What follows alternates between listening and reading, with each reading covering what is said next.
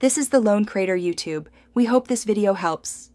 You start by cutting power at the breaker, then confirm with a non-contact tester, safety first. Once done, remove the existing switch and inspect wires. You should see line, load, neutral, and ground.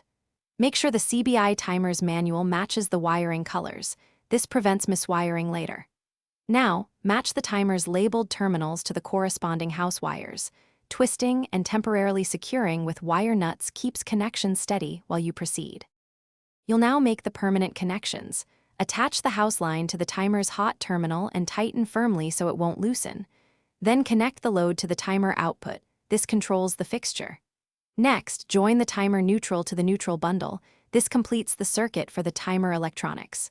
Finally, fasten the ground to the green screw. Once all are tight, gently fold wires back, positioning the timer so it won't pinch during mounting. You can now secure the timer into the wall box and restore power at the breaker. Next, program basic settings per the manual, set current time and on/off schedules, and use the manual override to confirm the load switches. Observe indicator LEDs for proper status.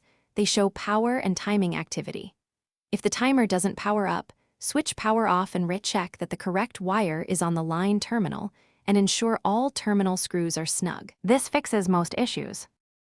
Thanks for watching. Consider subscribing if we helped you.